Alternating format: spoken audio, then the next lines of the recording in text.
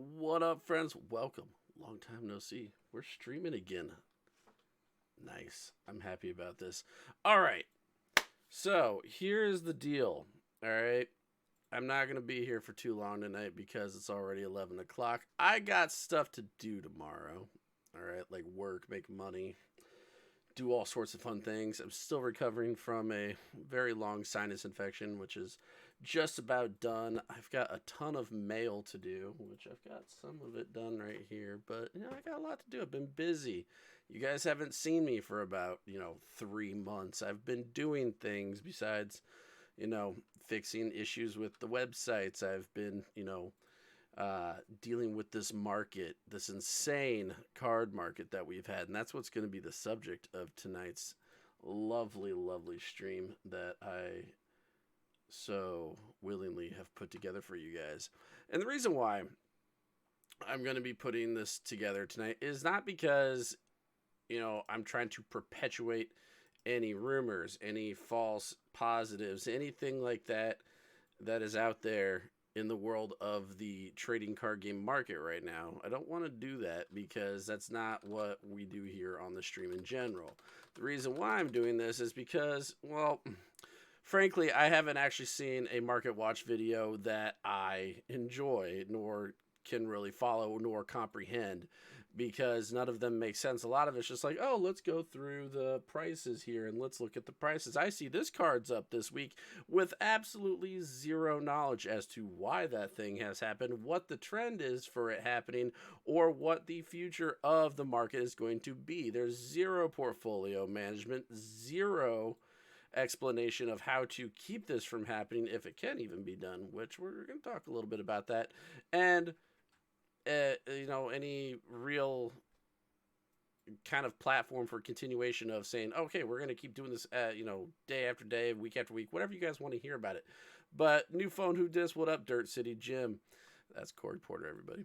So I need to change my title, which I believe, Eric, you're the moderator. Can you go ahead and change the stream title for me? I need you to change it to Market Watch 12/11/21. Thank you very much, sir. Welcome to the stream, everybody in. So we're going to talk about the first thing. I've been arguing with Trey Faircloth on the main group tonight about this, and we're going to start off right away talking about this card because it's actually really important that we talk about this card and what this is. Why is this happening? Majin Buu, Incarnation of Demonic Evil. It is the green secret rare from set 12. This card is now a $250 card. Why is that? It's because some nerd about 5 hours ago went on there and bought all 9 listings that were like $97. Now, Trey Faircloth has been arguing with me, saying, well, the last sold listing is $97. That's great. But now you got to deal with two things. One, you got to deal with the $97 last sold, which is gone. That's gone. Last sold means absolutely nothing here now. And here is what's going to happen. And here's what I'm going to tell you that. Okay? So, last sold means absolutely nothing at this point. Why? Because this card is now $250 at the low. So what that means is that you have to go ahead, get on here, go to ebay.com. All right, we're going to start going there. And then you type in Majin Buu, all right, Incarnation of Demonic whatever. All right, I'm not going to type the whole name out because it takes forever. See, bam, look at this, 107, 190, 162, and it's italicized because that's an international seller. We're going to talk about international markets in a second, how they don't actually affect American markets, period, and I'll explain why. You want to sort by, right? We're going to go to show only, see all, go sold items, completed listings. Bam! February 11th. Here's how much the card is actually selling for. The last sold listing on TCG Player no longer means anything. That $96, gone, out of here. All right? So, this card is now $173. It is $154. Whatever that offer was for the $199 right there, that's how much this card is worth. $116. $74 yesterday, not today. It's $116 today, maybe even more, $173. That looks like it ended literally 2 hours ago. So this right here is the actual last sold listing online for the card that we know of that is publicly available for record. So this card now is worth roughly $170 to $150. So the nerd who bought those cards for $97 plus, 4 hours ago, 5 hours ago, is now up like $70 on all 9 of their cards if they bought all 9 of them, right? So this card is sauce in Turles. Yes, that is absolutely true, JTO. We're going to talk about that. But so what does this mean for cards like, Majin Buu? Well, Majin Buu is kind of a specific case because it does fit in multiple decks. It fits in Turles. It fits in the new Xeno archetype, which is actually a really hot archetype deck, the Rainbow Xeno with the Toa leader and stuff like that.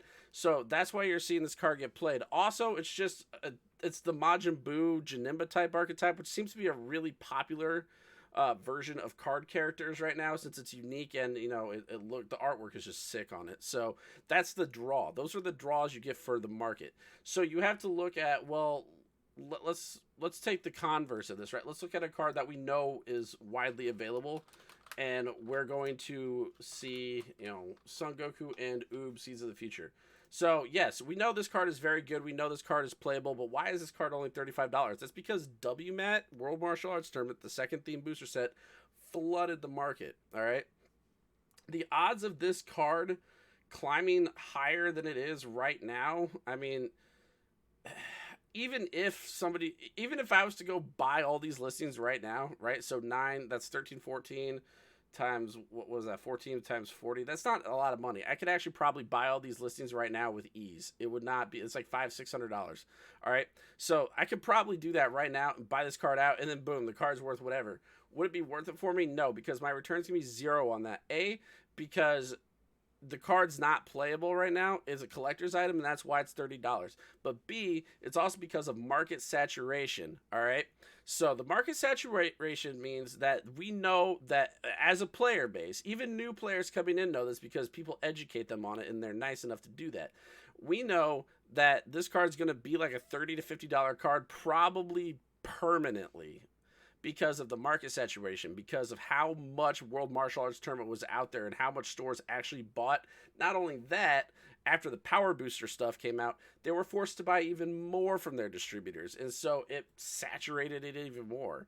And that kind of devalued the card. Not only that, it was also a set in which you got 4 of them in a case. So the availability per case, per amount bought, equivalent to any other set out there, it's 4 times as much out there. So that's why this card is as cheap as it is.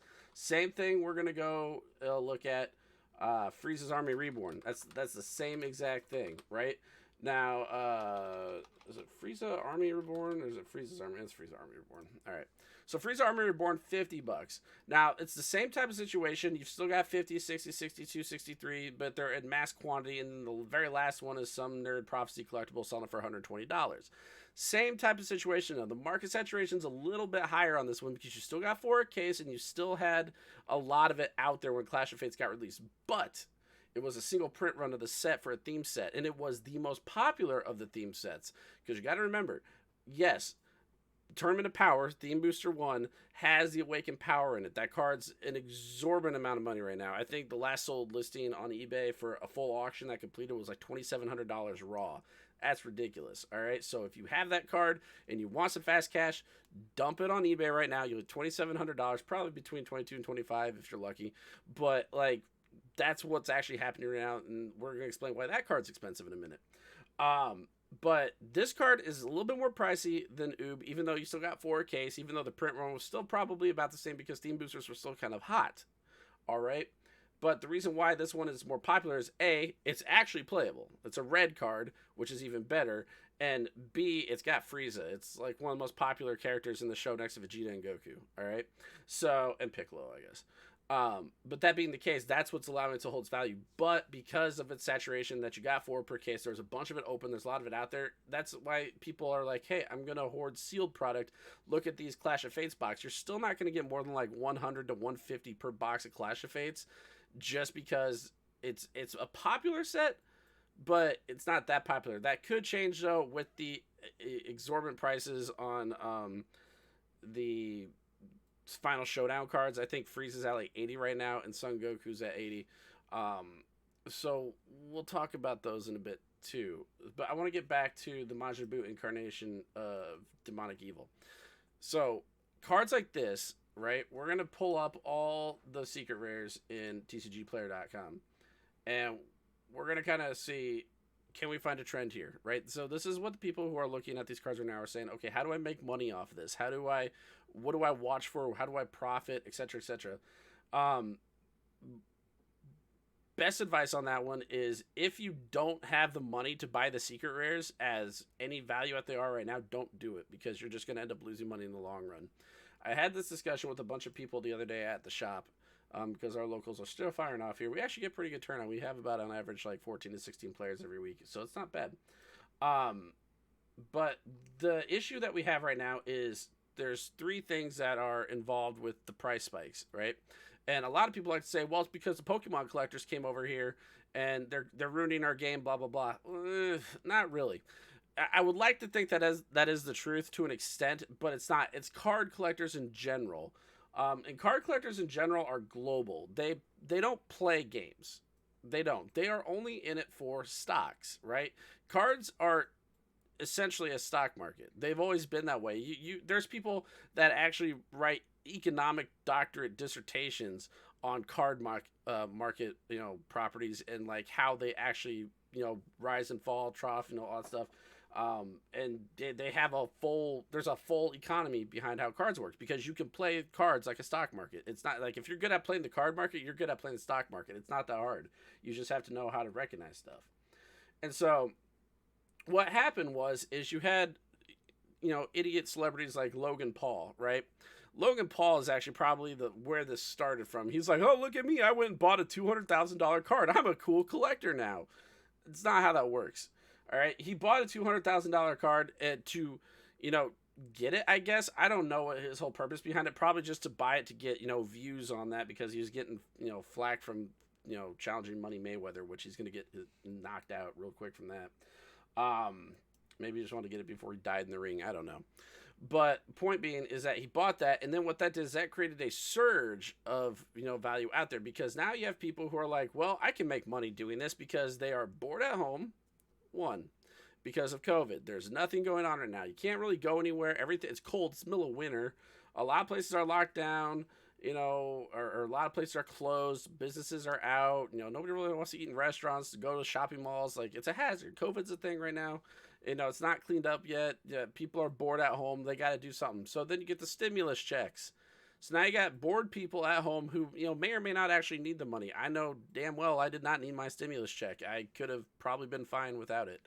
But I got it and I don't remember what I did with it. But these people who don't actually need the stimulus checks or want to try and make more off their stimulus checks are actually just, buying stuff like this. They're bored at home buying cards up. And so that's where you see these insane listings for like 94, 79, 40, 49, all these different cards. And then, you got bored at home, stimulus checks, and then the desire to collect, right? So now that they have all these money, you have the desire to collect, and then you've got collectors from multiple games that will go across the board and do this. And it just kind of builds up. And so that's where we're at with the market right now.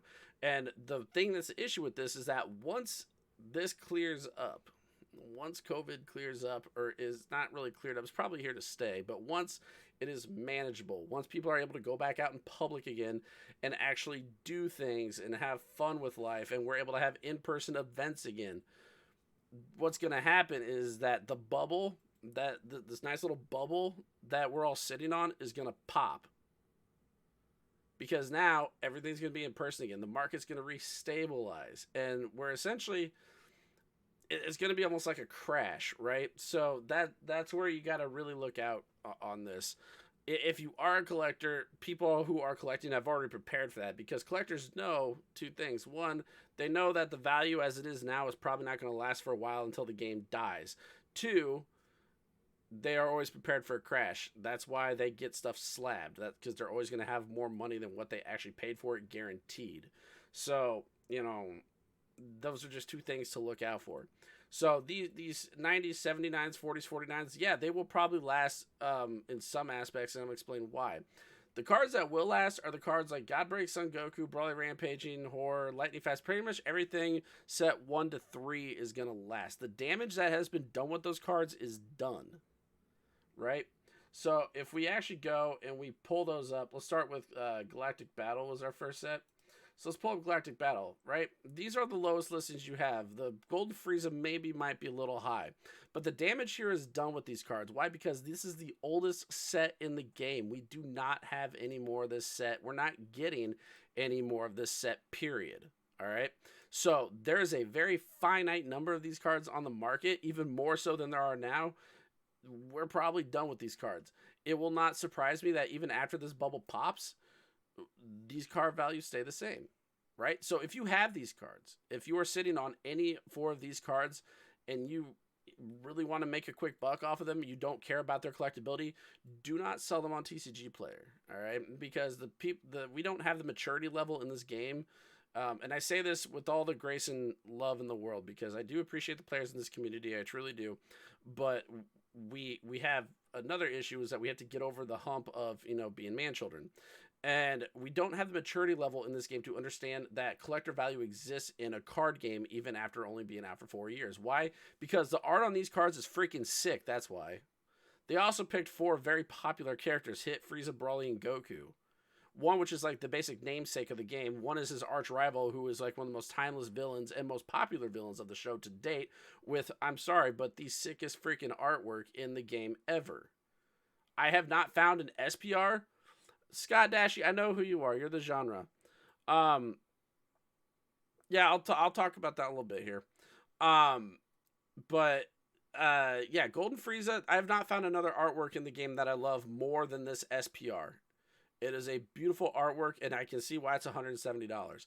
That's the second part to these card values too. Is not only is there a finite number, the artwork is insane on them. They have not done artwork like this since. Now they've got kind of like they kind of, actually, no, I take that back. Set 10 was the renaissance of artwork. That's where they kind of brought it back. Even set 9 maybe, but like from set 6 to 8, it was kind of bland and tasteless.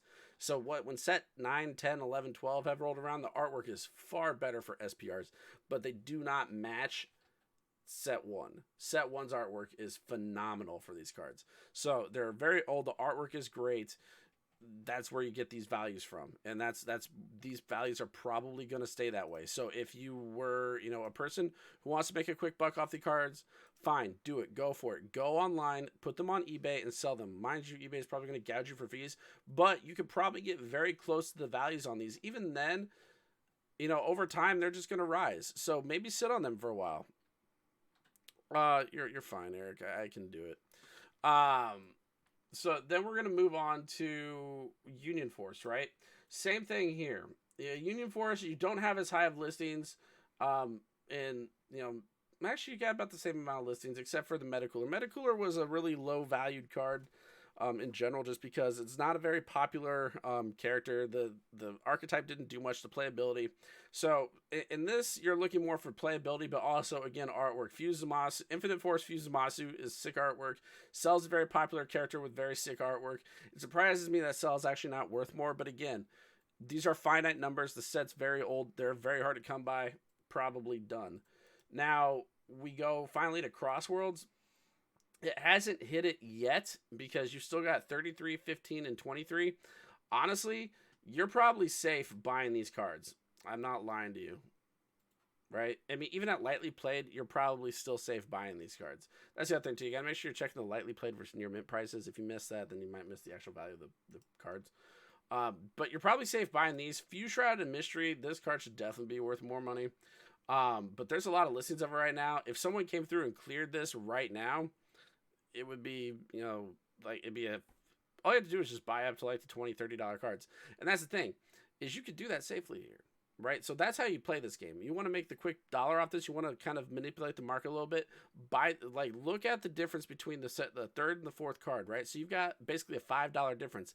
Doesn't seem like a huge margin, but what's going to happen is you're going to buy this card and someone's going to be like, oh crap, trigger a buyout. Then some nerd's going to be like, okay, I can still afford $20 versus $49.99. They're going to buy 20, 23, 26, maybe even the 30, and then boom, you triggered a buyout just by buying 3 of the first cards. That's how you manipulate the market. It's a trigger mentality for people who get scared that they're not going to be able to get this card again. And then what happens is 49.99 sticks around. Nobody's going to list a card because they don't want to list it lower than 49.99. So then they're going to turn to eBay and they're going to go here and sell it on eBay, and they're probably going to get $40 for the card, and that's where the last sold value comes from, and that's where you see these realistic values showing up on Majin Buu's Candy Shop. Because the online trade groups on Facebook are still stuck in the mentality that TCG player low is the end all be all, which is 100% not true. Is 100% not true. Once a buyout is triggered, the end all be all becomes these prices right here. So this right here, people have been saying, I'm not paying $200 for a card. Well, you're going to be paying $150 for it, buddy. Sucks to suck. All right? That's just how it works. That's how economics and capitalism works. Flat out.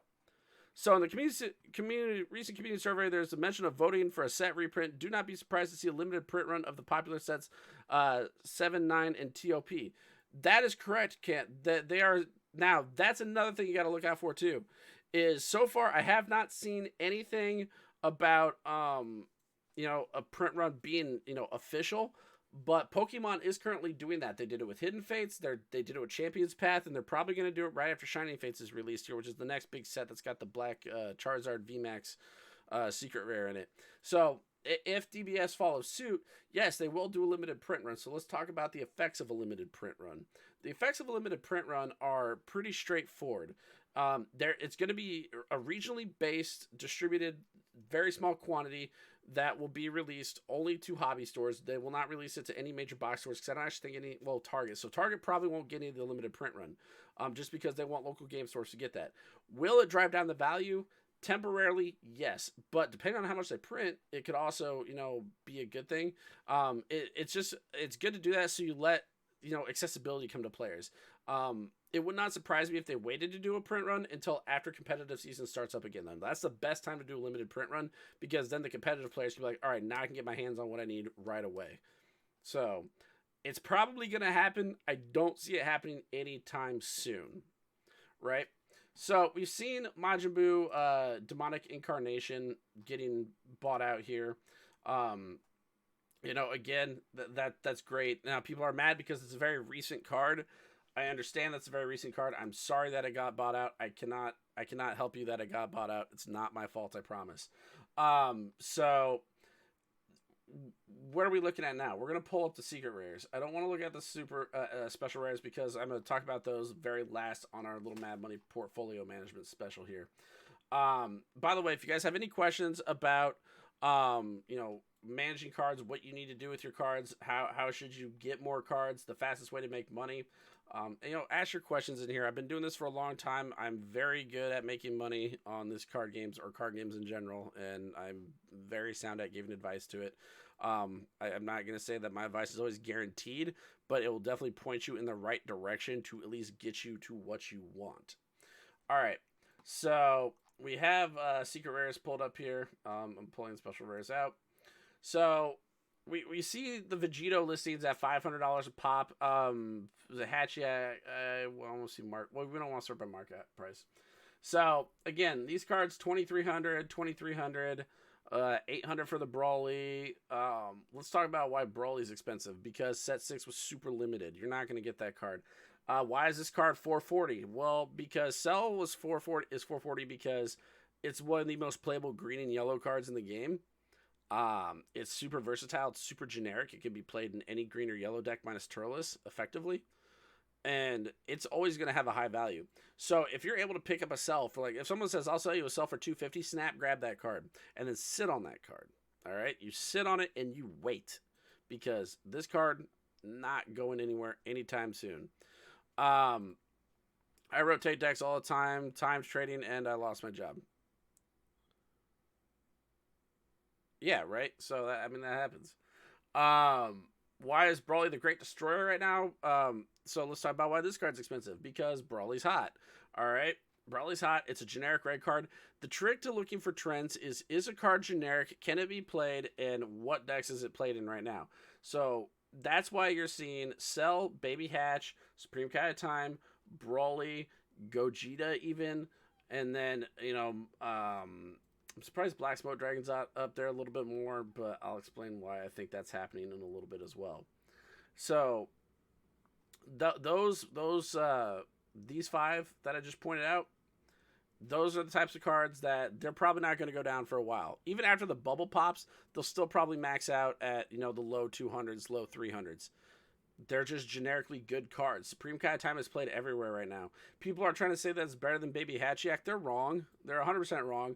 The only thing that makes it less valuable than Baby Hachiyak is its color and the fact that it doesn't stop battle cards. So it's generically good, but it's not blue and it doesn't stop battle cards. So, but it does get it's unison removal and it stops a leader from attacking and finishing you, which is huge. So if you know your opponent's probably running this card, though, attacking with your leader first is probably a better option.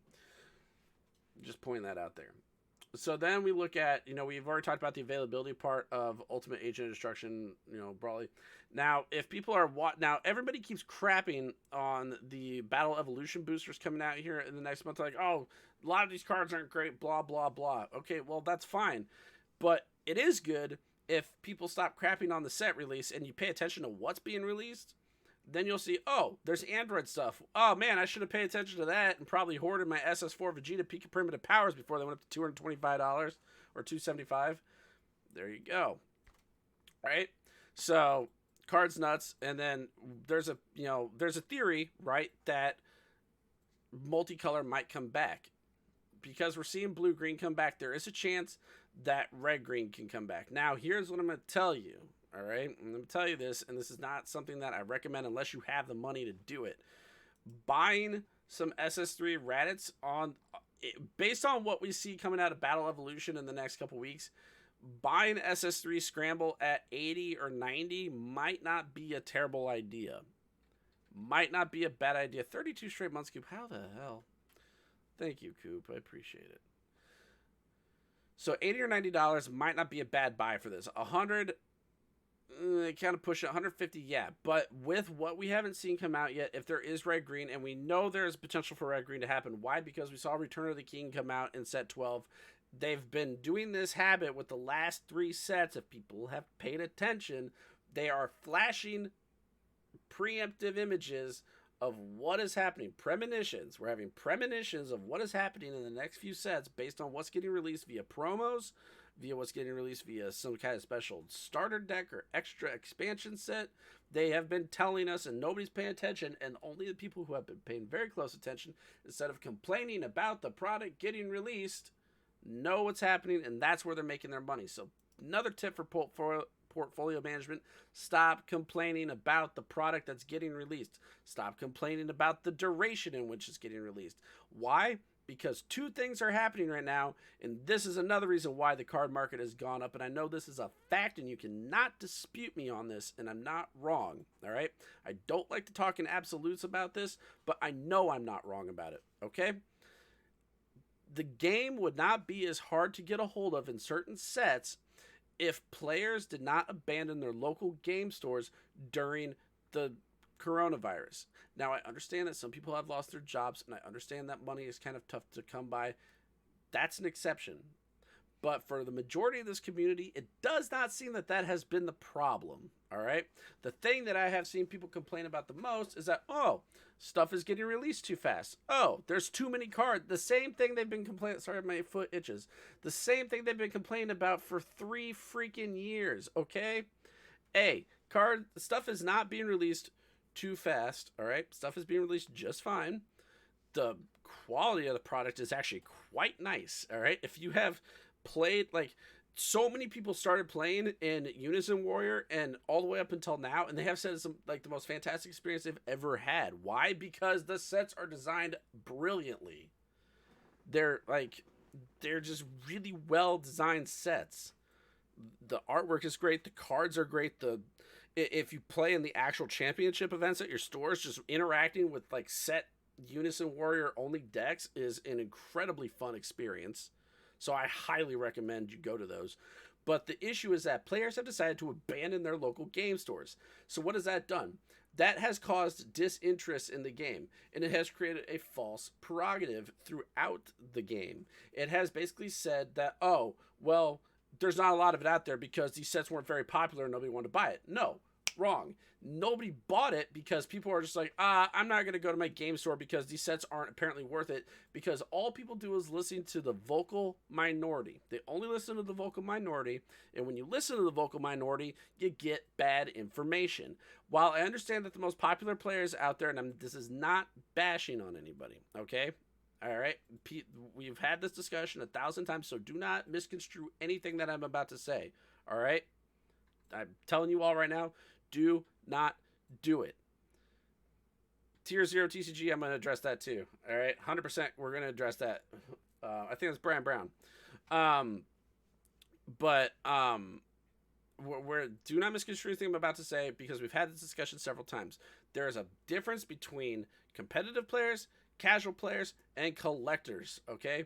Collectors are different from casual players. While they may be one and the same, they generally are different because there's a distinct line between people who specifically just buy the game to collect and the people who buy the game to collect and play with a few cards here and there for fun. And then there's the hardcore competitive players who don't really care about anything else but getting to the next tier 1 deck. All right?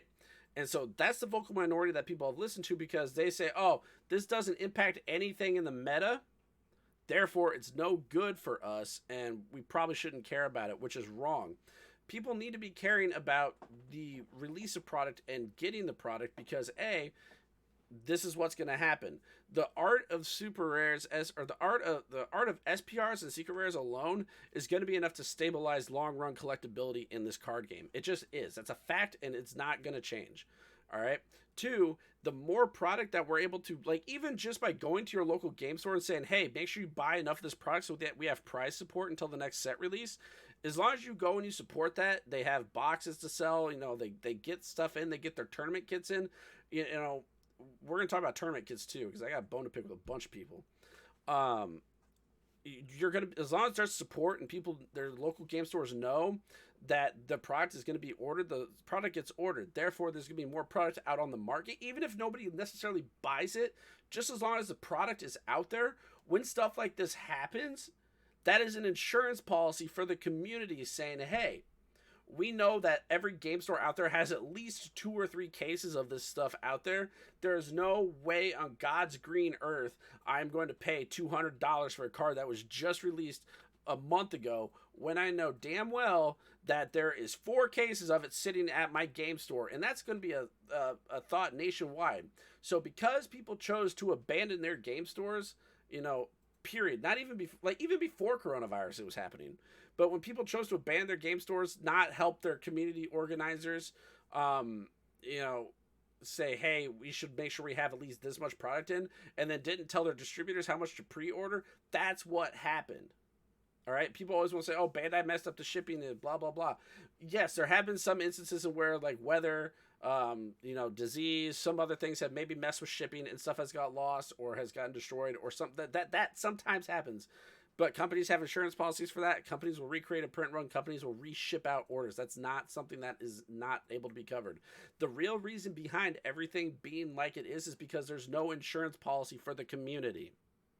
We decided to abandon our game stores, not have people distribute cards, not have people get product in, and even if game stores don't mind having product in, they really don't.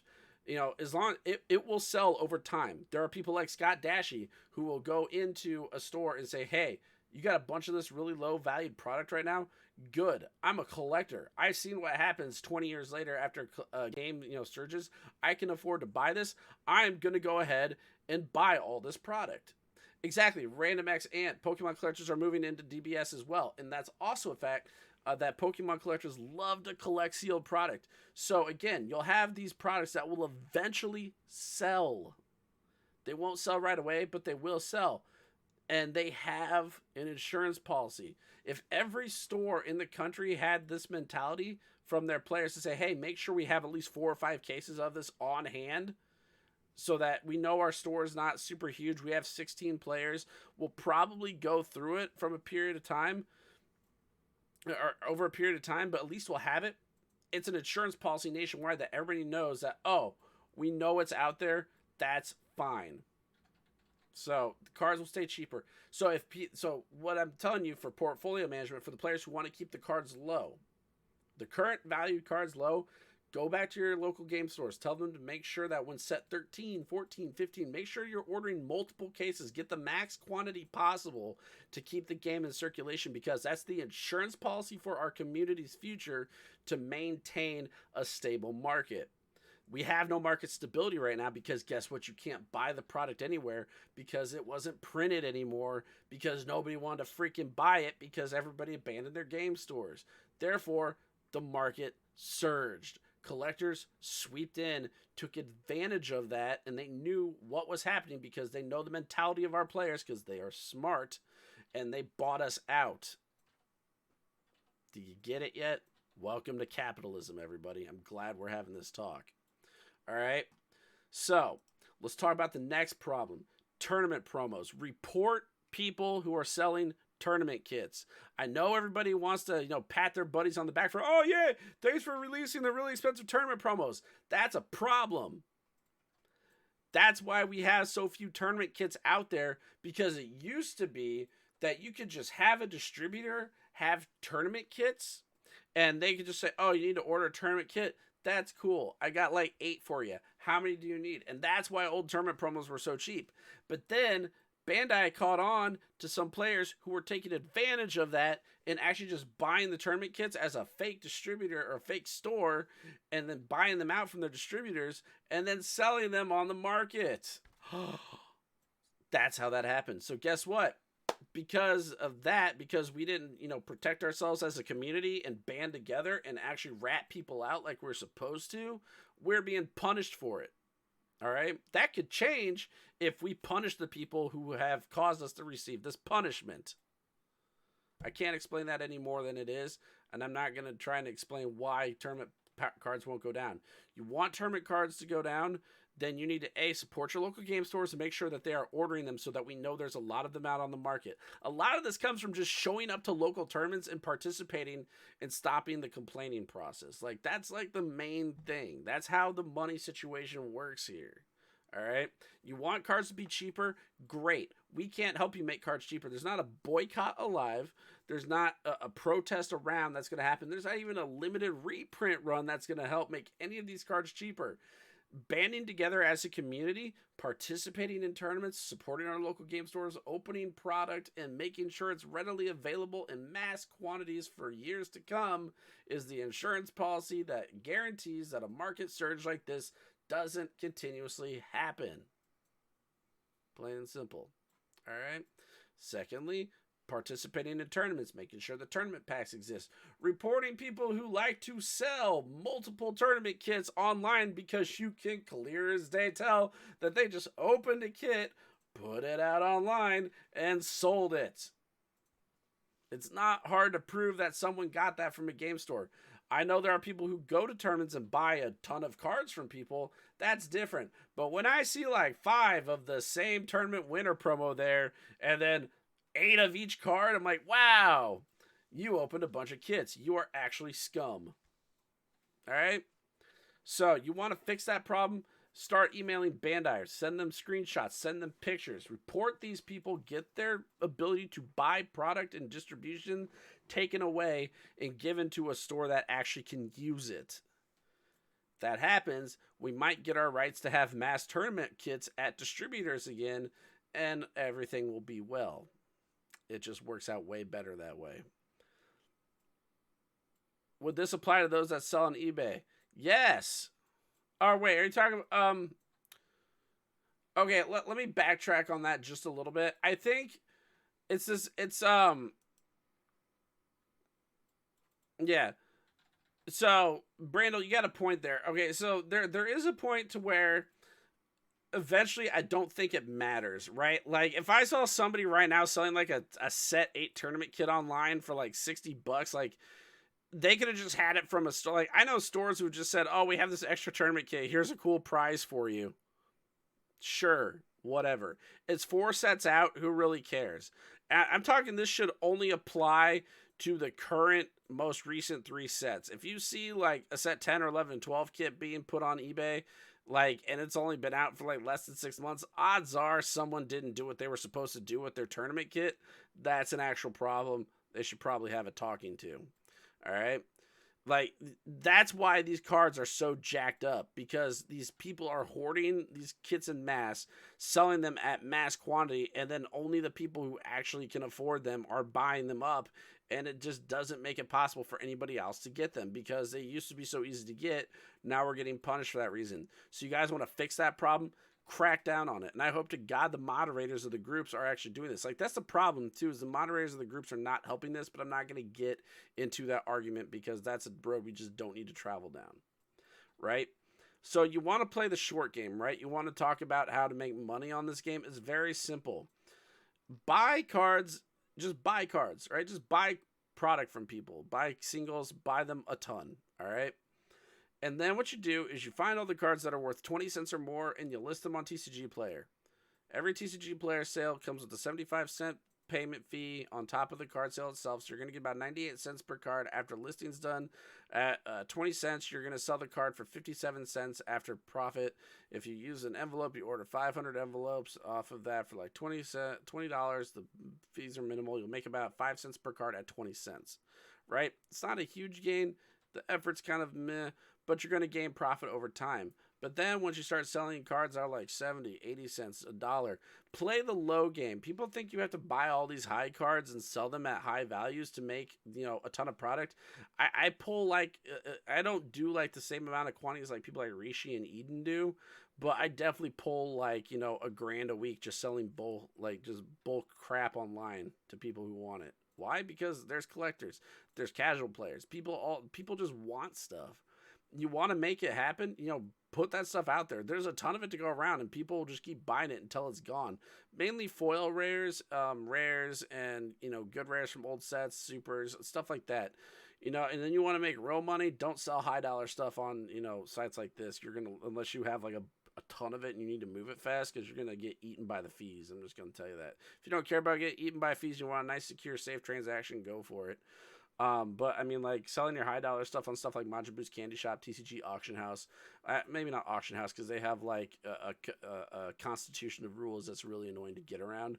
A more casual place like Majin Boo's Candy Shop, where the moderation is still good and the area is kind of light and it's not so rigorous, and people don't get on you to have everything absolutely perfect and annoy the absolute crap out of you. So yeah, definitely, but that you just want to sell your high value stuff there. That's like the trick, right? So we're looking at market trends, right? We're not gonna sit here and go through, oh, look at these prices, these are cool. You know why these prices exist. You know that these prices exist because they are low quantity cards, and they're probably not gonna go down for a while. The reason, I don't know why. No, I do know why. Actually, I lied. Okay, we know why Awakened Power is expensive, because it was like the most limited print run ever made, and is like the most powerful card in the game ever made, the most popular card in the game ever made. It's just how it is. Son Goku Apex of Power, I think it's only expensive because of two reasons. One, it's got Victory Strike. It's a Goku and Vegeta card. That's probably my best guess. And then Set 9 was also a really limited print run, because again, everybody abandoned their game stores and didn't buy a bunch of Set 9. I don't know. I don't really know why this card's as expensive as it is. It kind of baffles me. I mean, I know Invoker's a really good deck too, but I don't know. I've always been baffled as to why Son Goku and Vegeta is this value right now. And it's selling for this amount too. I think if we go and actually look this up on eBay, Son Goku and Vegeta Apex Power. Yeah, if we go look it up right now, it's like $2,000. All right, wait, no, it's 2,000. It's a raw. So that's the most recently sold one. So the last one that we've seen go for is $2,000. Wow, that's crazy. That's a raw card. So, all right, the card's expensive. I don't know why. Because of weebs. All right, sure, I'll go with that reason. Yeah, that card's $2,000 now. Kind of irritates me that I sold it for that low, but whatever. I couldn't foresee the future on that one. I honestly didn't think the card's gonna go above $1,000. I was very wrong. See, my advice isn't always the best. Hyper Evolution Super Saiyan 4 Son Goku. Why is this card as cheap as it is? Well, here's why. It's $100 here because, again, you're looking at the moderately played price. Again, make sure when you're looking at these prices, you don't just go with that value. Actually do some research. We've seen this card go for a little bit higher, though. I believe its last sold around 150, somewhere around there. Yes, it's a little bit higher. No, wait. Yeah, no, it's a little bit higher than that. maybe I'd say it's hard to gauge because you can't see the problem is you don't know what the offer is on this, so it's kind of hard to tell. I would gauge it somewhere around 150 to 175, so it's not too far off from the actual near mint price. The reason why this card is still as cheap as it is and compared to set 2 is because a lot of set 3 was open. Set 3 was actually a very overhyped set with a very low return value, which was kind of a bummer for people that bought multiple cases like yours truly. Cards that I see kind of stagnating and not doing much. Great Ape, Vegito, SS3, all these cards are where they should be because of what they are. Miraculous Fighter is probably going to stagnate as well if you're looking at these. I don't know. I can't really get much higher than it is. It's just like the cards that are semi-playable, like Baby Vegeta, like Baby Vegeta, Black Smoke Dragon, the Balls, the Power Patara, anything like that, even the Raditz and the Frieza Army Reborn, those are probably going to increase in value over time. But stuff like Vegito, the stagnant cards, even Pikkon, right? Like, I know people really want to buy this card for like $49.99 right now. You probably should. Like, some nerd like me could probably go through and sweep this entire area for, it'd be like, I think a little over $1,000 maybe to buy all this stuff. I'd have no problem doing that and raising the price. But it would be a terrible idea for me to do that because there's literally no return value in Pikkon whatsoever. Like, I'd probably buy maybe a few just to stock up on the card. But over time, like, it's such a slow return value that it's not worth it. Popular cards will always go up over time, Potato. Like, you're 100% right. They'll always go up over time, guaranteed. If they were played, like, you just kind of look at the trend from, like, the Scorsy games. If the card was hard to get, it was a popular card that was played, it was a very well-known card in the community, those are the things that are going to cause the card to go up in value. So that's how you watch those trends. And so if you're looking at your high-end portfolio, things like signature cards, stuff like that as well, you always want to keep those. Signature cards, again, are kind of a hard bet to talk about because we know how much they're worth, right? We've seen whoops, I took the wrong game out. We've seen how much those cards are worth, right? Their lows right now like 1,400, 1,000, 700, things 500. I would be okay picking cards up for close to that value, right? The signature cards. Why? Because they are actually very hard to get. You're not, I think you got one of each in a case, I think, when you bought a case, if I'm not mistaken. So they were a little easy to kind of get in that respect. But because of that, that's why the cases of cards are so expensive. That makes sense why Universal Onslaught's so expensive. Because you're guaranteed, I forgot about that rule, you were guaranteed one of every case. So yeah, if you have a case of Universal Onslaught, it's like a win-win for people. You're guaranteed like $2,000 in cards. That's why you probably sell a case for like $2,500. Hey, bro, hit. Thank you so much for 14 months. I appreciate it, buddy. Welcome. So, right. But when it comes down to like, should you pay $1,000 for an SPR Goku Universe 7? Probably not. Would I pay $600 for it? Yeah. Why? Because that card's not going anywhere. Like, that's its price. Same thing with the Universe 7 Prince Vegeta SPR. Like, all these signature cards, feel free to buy these at close to full value. You're not going to lose money on them. If you are okay with spending that money and you want to sit on them long term, good. Do it. I highly recommend you do it because it's just happening. So cards like those, you're safe on buying. 100%. It's never going to be a bad investment for you. You just got to be prepared to like never sell it, right? When you do get them graded as well. Because there's two things. They are an official signature by Bandai, so they are guaranteed legitimate. To a graded version of that will guarantee its authenticity. It will guarantee its condition for permanent. So when that happens, you're guaranteed not only the base value of the card, but you're guaranteed like almost double what it's worth. So limited print cards with game in use secret are going to be expensive for a while, but quirky cards are on the low spectrum. That is correct. So we want to talk about SPRs. You got two things that go for SPRs in this game, and how do you maintain SPR value, and how do you make sure you get your money's worth out of it? By the way, if I'm not making sense to anybody here, let me know. If you have more questions, ask along the way, please and thank you. So we're gonna talk about special rares. We're gonna talk about why they are the way they are and what value. So we know why the first three sets are expensive because of how limited they are and get money off of them. Blah blah blah.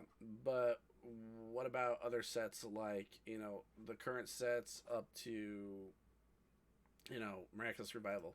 So if you look at Miraculous Revival set cards, right? Miraculous Revival super super low because there was so much of this set out there. There was so much of it out there. However, there's not a lot of it out there remaining.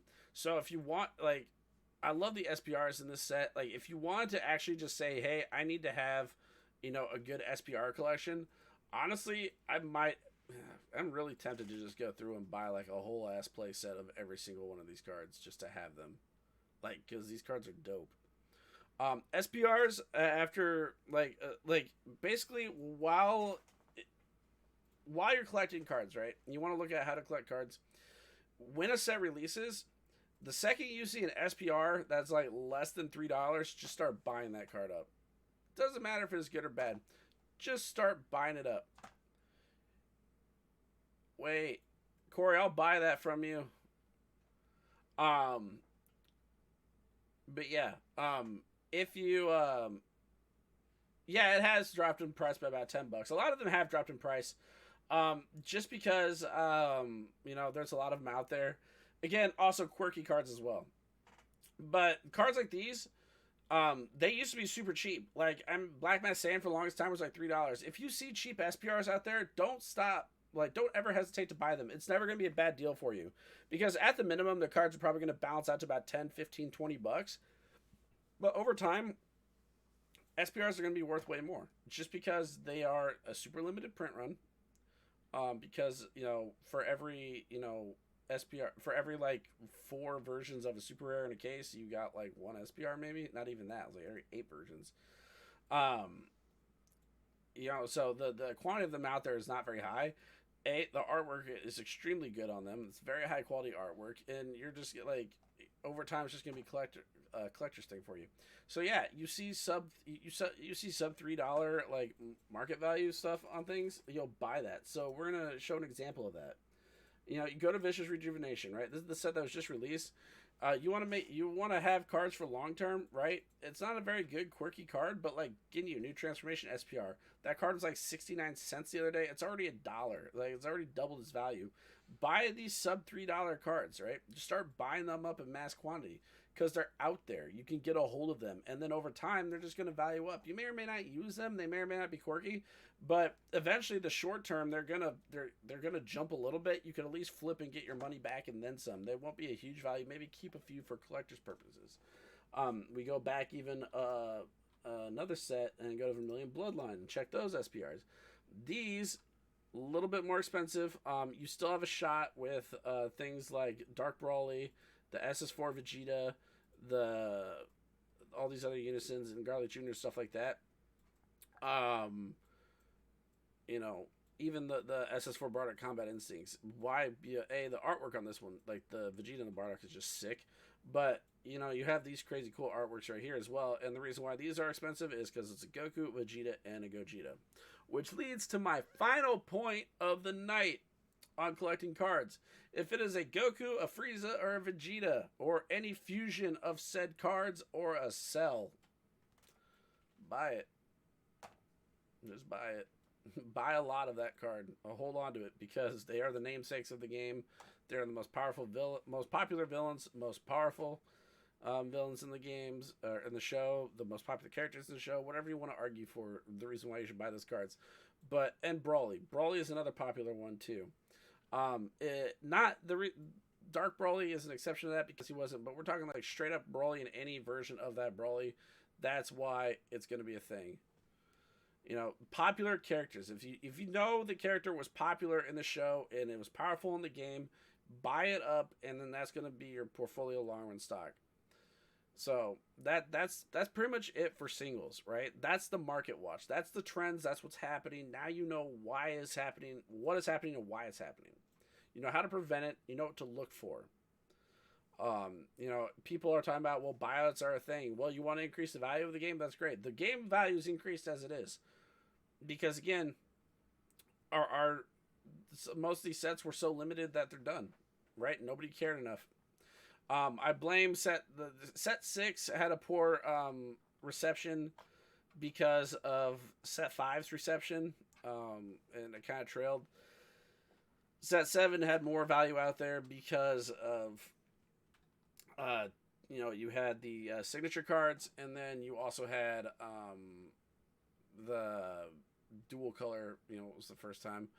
World Tournament caused a lot of issues. I mean, even if you look at the World Martial Arts Tournament SPRs, right? Like, those are stupid cheap still.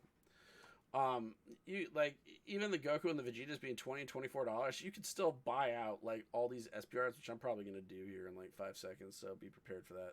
Just so you guys know, I'm probably gonna buy all these out. But like, these cards are super cheap. They're not very powerful. They're not very cool. I mean, but the artwork looks dope on them, and the fact that they connect and you can do things with them, having multiple sets like that. Yeah, but yes, they did print way too much of it, and there's a lot of it out there.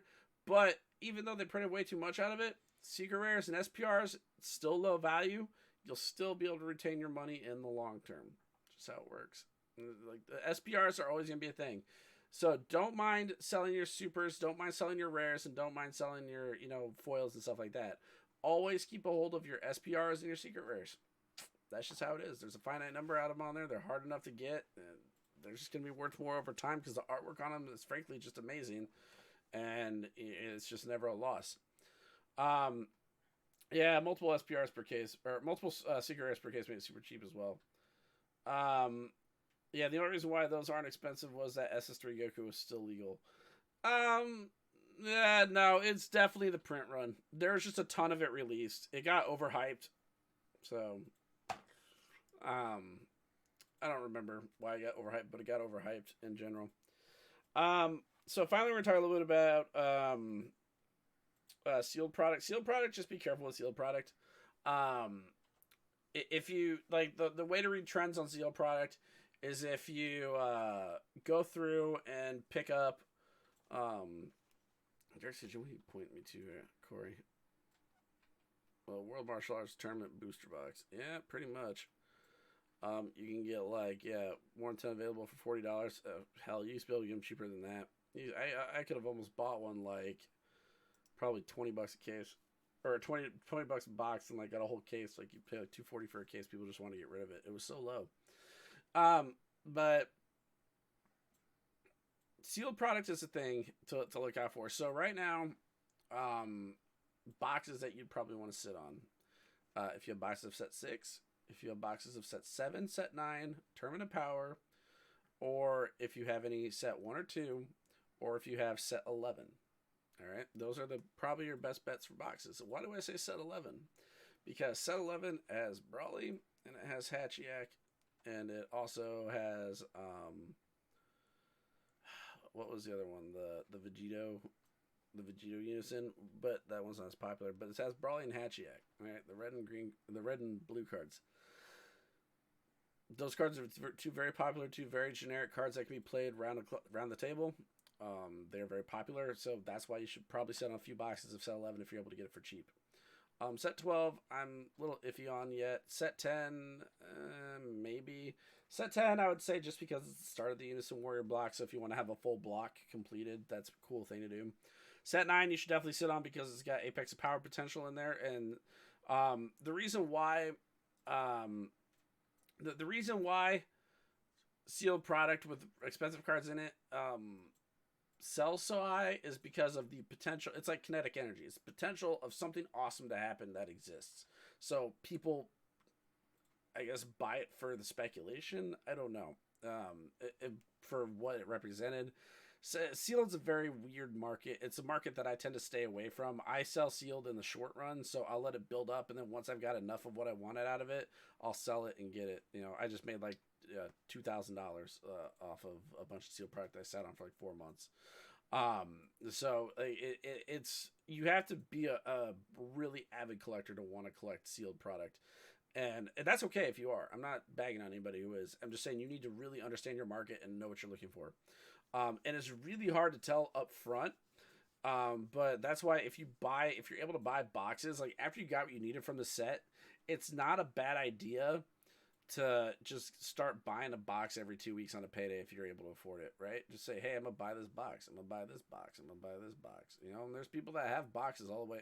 Like there's people that have like full sealed boxes, like all the way from set one on up, and then they just have them in acrylic cases, and that's actually something that'll probably be worth a little bit of money eventually. It's a cool thing. I know tournament power boxes are expensive just because of the potential of having awakened power in it. There's lots of different things out there, right? So that is what it is. Just be careful with sealed product. If it's something like starter decks, avoid those. Starter decks, typically never sold well ever, unless they're like super limited, like Brawly. But even then, it's something. Expansion sets never any good, because the cards are kind of just there and they exist. There was no real value in any expansion that existed. So that sealed product, if you come across it, don't ever worry about buying it. Your best bet's going to be buying any limited print run box or any box that has high dollar, high value cards in it long term. Heroes and villains. What are you talking about? I could get a boat, but inside that box could be a boat. Oh yeah, there you go. The first expansion was high value, heroes and villains.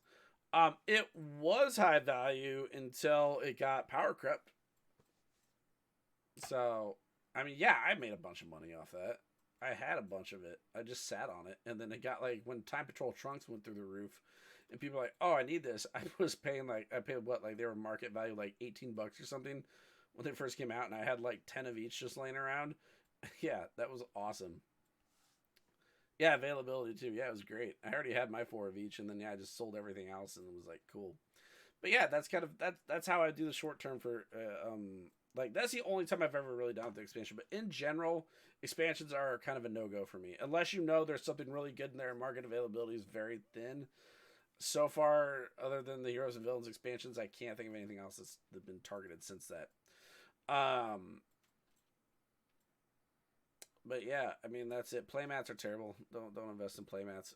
I'll just tell you that right now. Never invest in playmats. I don't care what freaking playmat it is. Even if it's the Judge playmat, just don't invest in playmats. Nobody cares. Another one I forgot to mention are championship cards. Always invest in championship prize cards. If you can get a hold of one for super super cheap, get it, open it, slab it. Done deal. Ultimate Box was a ridiculous flop. It was like the Ultimate Box was probably the poorest designed product ever that I've ever seen any game made. It was horrible. I don't buy more than 200 though. Yeah, Random X Ant, you're probably right. Brent Ernest, it has nothing to do with custom mats. It just doesn't have anything to do with custom mats. It's just in general, playmats just aren't a thing that people care about. Like a lot of people just play on whatever they want.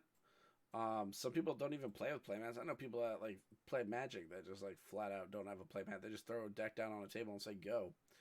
Um, it has nothing to do with custom playmats.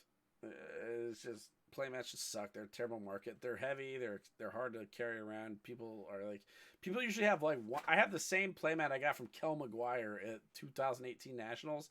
I haven't not played with that playmat ever. So I always play with it.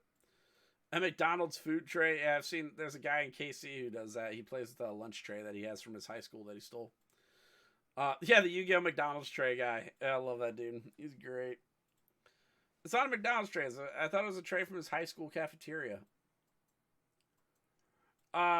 People are scumbags for buying out McDonald's Happy Meals. Like those poor children. I got like 4 for my kids. They were very happy. My daughter loves opening booster packs. So, um,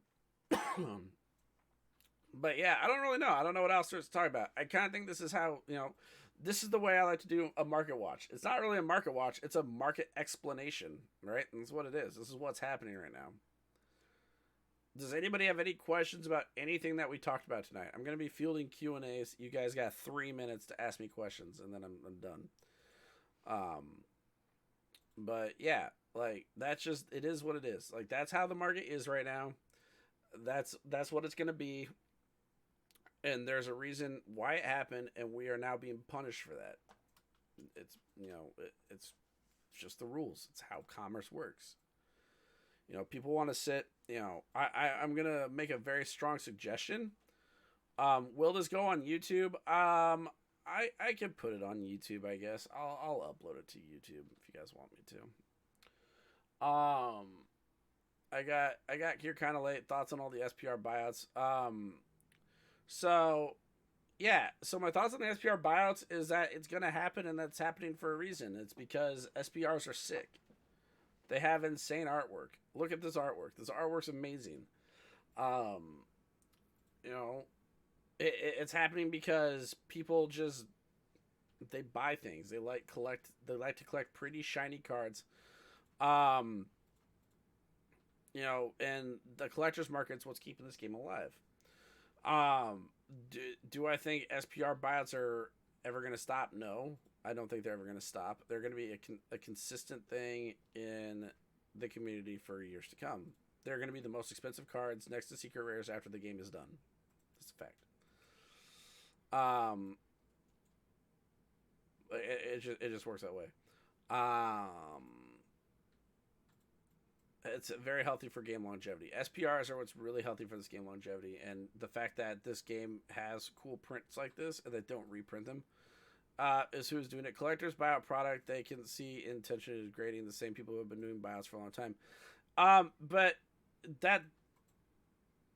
that's can't bear it. That's like how it works. So that's not that. If you don't like that, then don't play card games. Like I'm sorry. Or am I gonna buy out the Gogeta and SPR?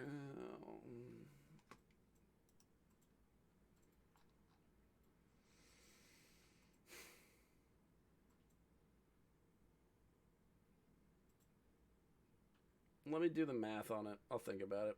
Because I love the artwork on them. I'm very tempted to. Damn it, Brandel. Brandel, tell you what. Give me the price for all of it. I'll do it. Actually, no. Let's just add it real quick. I'll do it while we're talking. So yeah, some of those premium Bandai sets. Yeah, that's the other thing too. I was gonna say, if you haven't ordered those premium Bandai sets, you have until like the weekend to do it. Do it.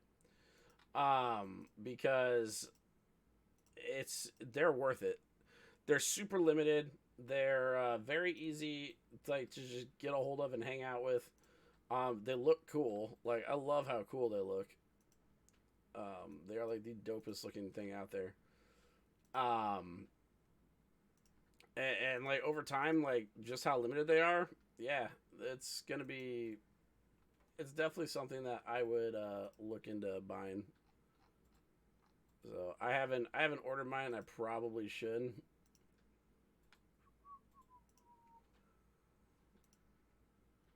11 at the cart. How much is this? 885. 945.66. Yeah, I'm not gonna do it. I won't buy them out. Not this one. I ain't gonna buy these out. I'll leave those alone. We'll clear cart. I won't buy these out on you guys. I'll probably buy the other ones out though because they're cheap. But oh, I didn't get any. Oh, how many premium sets did I buy? I'm probably gonna buy 4. I haven't ordered them yet. I need to.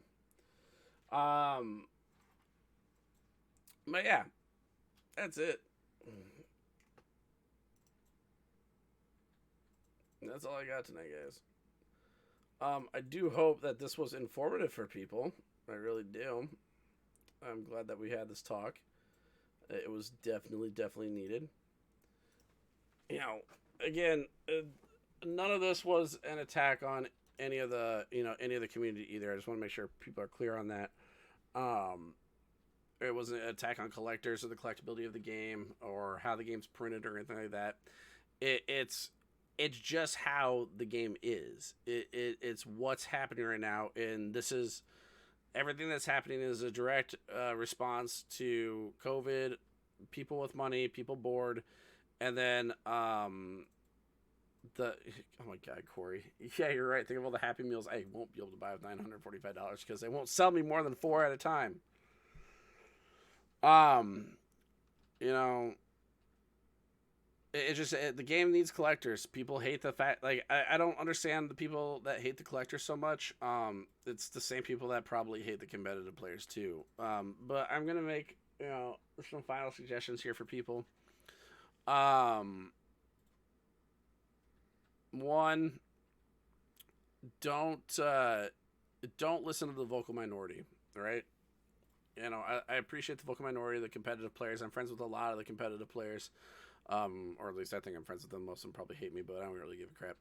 Um, I'm friends with a lot of the competitive players, and I respect the competitive players. I respect their hustle, and I respect what they do for the game and how they build our meta and stuff like that, and how they're pushing that. But right now is not a time for meta. It's just not. Right now, what you should be doing if you're a member of this community, don't focus on the meta because there aren't really competitive events that are out there right now. There are the fun online events that we do that are there to appease players, to keep us going, to give us something to do in the meantime. It's just what it is. They're the worst case scenario tournaments, and I'm glad that we at least have that, because it still gets product out there, it still gets things out, we still have fun with it. When we have the players that are crapping on that, it just drags the game down. It's not helpful. It's not a time for meta. I'm sorry, but it's not. It's a time for collectability, having fun with the game. Like, if a lot of these players who have these major YouTube channels just went out and said, all right, we're gonna do box openings and like cool pack rips and play flipper, like, I'll buy a box and play flipper rip on YouTube for views any day, right? I mean, I'll cry if I have to rip a secret rare in half, but whatever. Um, it's that's how we would change the game. We have a different mentality about it. We don't have that mentality though as this game. For some reason, this community has not evolved, and we have not changed the mentality that we have. And I don't understand it. It's why I've gotten so worn out. But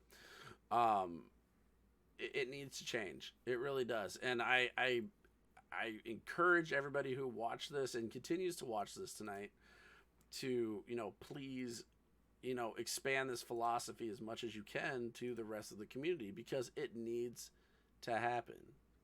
We need to move past meta mentality for a while and evolve the game in a different manner for the time being. We haven't made do with what we have. We're just trying to make what we have what we don't have exist in a manner that's impossible.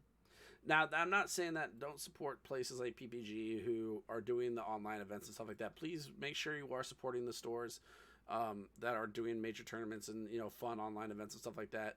But at the same time, understand that we're not really in a meta-driven situation right now, because in-person events are really what drive the meta, and without major in-person events in mass quantity, it's just not healthy. It's not happening. And I say in mass quantity because PPG events typically only exist on the East Coast. There's nobody on the West Coast, and there's nobody in the central area that's doing it. So it's a skewed measurement, and it doesn't really. It's got bias to it. So it doesn't provide us a selective, good enough selection of a sample size. So again, with that being said, change mentality, get into more of a collector, fun, energetic state of mind. We're still doing the same old boring stuff. We got to switch the routine. We switch the routine. We get people hyped. We get people happy. Get out of this. I don't understand why Bandai does this. I don't understand why they print this. Again, we'll encourage the moderators to step up and help change this mentality. I have yet to see the moderators do it in any group. And until the leaders of this community can step up and change this mentality, we're going to be stuck in the same loop. Continuous buyouts, people complaining, product not getting ordered, product not getting picked up, a deficit of things out there, the buyouts continue, so on and so forth, until finally the bubble pops and everybody is screwed and loses a bunch of money. That's what's going to happen. And I'm just going to use this to my credibility. I told people last year that by the time May or summer rolled around, that Awakened Power was going to be above $1,000, and I was right. You can read it. You know it's going to happen. You see it happening before your eyes. You know it's going to happen. But that wasn't a hard call to make, and this one's not either. I'm telling you now that this is what's going to happen because I've seen it happen before in other games. 32 years old. I've played a lot of card games. It makes me sound older than I am, but I'm really not that old. But in the 26 years that I've been playing card games, 27 years, whatever, it adds up. You get a lot of experience, and you see the rise and fall of different things and different mentalities and different problems throughout games, and you'll see the bubble Dude, the second Jake Paul opens a box of DBS on YouTube, I quit. I'm done. I'm selling everything, selling my websites. I'm selling it all. I'm done. Out. Yeah. The second, like you go through a lot of experience in card games and you see it happen. I'm telling you right now, I know it's gonna happen. If we don't change the mentality of this game when COVID is done and we're able to get back to in-person events, the bubble is gonna pop and we are screwed. 100% screwed. But if we change this mentality now, if we band together, if we get the community leaders to help us silence the people who are being obnoxious in the groups. I know people are like, it's get rid of free speech. It's not about free speech. It's not about, rights or whatever you guys want to try and infringe, Karen. I don't care. It's about maintaining a healthy environment for the community to make sure the game has stable growth. It's communism, all right? We got to practice communism for a little bit. I hate to say it, but we need to trust in the state for all mankind's happiness, all right? God.